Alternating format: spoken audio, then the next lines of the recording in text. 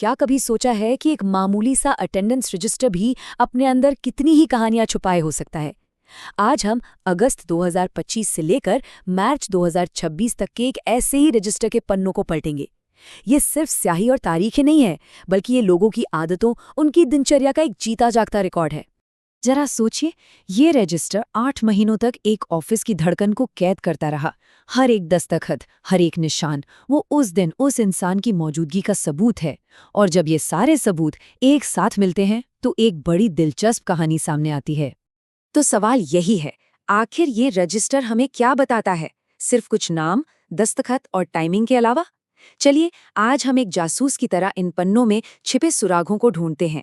देखते हैं कि काम के पैटर्न, छुट्टियों और शायद कुछ अचानक हुए बदलावों की क्या कहानी निकल कर आती है। तो इस पड़ताल में हम क्या-क्या देखने वाले हैं? सबसे पहले हम रजिस्टर की कहानी को समझेंगे, फिर इसके कोड को डिकोड करेंगे, ऑफिस की रोज की लय को पकड़ेंगे, छुट्टियों पर नजर डालेंगे और आखिर में पूरे 8 महीनों का हिसाब किताब देखेंगे। तो चलिए शुरू करते हैं। हमारा पहला कदम है इस रजिस्टर की अपनी जुबान को समझना। ये सिर्फ एक रिकॉर्ड नहीं है, इसमें अनुशासन और आदतों की एक पूरी दास्तान छिपी हुई है।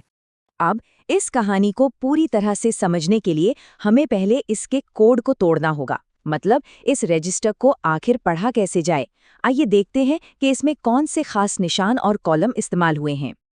देखिए, पूरी कहानी इन्हीं 4 चीजों के इर्द गिर्द घूमती है: कर्मचारी का नाम, उनके आने का समय, उनके दस्तखत और तारीख। इन्हीं 4 खंभों पर हमारी पूरी एनालिसिस टिकी है।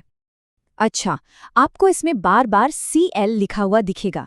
इसका सीधा सा मतलब है कैजुअल लीव, यानी ये एक प्लान्ड छुट्टी थी जिसके बारे में पहले से बता दिया गया था, जैसे हम अक्टूबर की इन एंट्रीज में देख सकते हैं। और सिर्फ CL ही नहीं, कुछ और निशान भी बहुत जरूरी हैं, जैसे एब्स, जिसका मतलब है एब्सेंट, यानी एक अनप्लान्ड छुट्टी। और अगर पूरा का पूरा दिन ही कटा हुआ है तो समझ जाइए कि वो कोई पब्लिक हॉलिडे था। ये छोटी छोटी डिटेल्स ही पूरी तस्वीर को साफ करती हैं। तो अब जब हम कोड समझ गए हैं तो चलिए ऑफिस की रोज की धड़कन को महसूस करते हैं। देखते हैं कि यहाँ का रूटीन आखिर था कैसा, ऑफिस की नब्ज क्या कहती है। और जैसे ही हम पन्ने पलटना शुरू करते हैं, एक बात तो बिल्कुल साफ नजर आती है। ऑफिस का दिन आमतौर पर सुबह 10:30 बजे के आसपास शुरू होता था। ज्यादातर लोग इसी वक्त पर पहुंचते थे। ये देखिए, यहाँ साफ दिख रहा है, चाहे उषा रानी हो, रेखा रानी, अनीता रानी या बुड्ढी भारद्वाज, लगभग सभी का आने का वक्त एक ही है, 10:30। मतलब एक सेट रूटीन था जो सब फॉलो कर रहे थे। लेकिन कहानी सिर्फ रूटीन की नहीं होती है ना। कहानी तो तब और दिलचस्प हो जाती है जब रूटीन टूटता है। तो अब बात करते हैं उन रुकावटों की, यानी छुट्टियों और बाकी ब्रेक्स की। यहाँ पर फर्क बिल्कुल साफ है। एक तरफ है एक आम कामकाजी दिन जो दस्तखतों से भरा हुआ है, और दूसरी तरफ क्रिसमस का दिन, पूरा पन्ना खाली। काम और आराम का ये फर्क कितना साफ नजर आ रहा है ना? और बात सिर्फ एक दिन की छुट्टी की नहीं है। ये रजिस्टर हमें लंबी छुट्टियों का भी हिसाब देता है। जैसे यहाँ देखिए, दिसंबर में शीतकालीन अवकाश यानी विंटर वेकेशन का पूरा ब्लॉक मार्क किया हुआ है। ये दिखाता है कि साल के आखिर में एक लंबा ब्रेक लिया गया था। और हाँ, एक चीज जो हर हफ्ते दिखती है वो है रविवार की छुट्टी। संडे का कॉलम हमेशा खाली है, जो काम और आराम के एक तयशुदा साप्ताहिक साइकिल को दिखाता है। तो हमने रोज का और हफ्ते का पैटर्न तो देख लिया, पर जब हम थोड़ा पीछे हटकर पूरे 8 महीने की तस्वीर देखते हैं तब क्या दिखता है? चलिए अब एक लंबा नजरिया लेते हैं। ये टाइमलाइन पूरी कहानी को एक साथ पिरो देती है। देखिए, अगस्त में सब कुछ सेट है, 10:30 बजे का टाइम।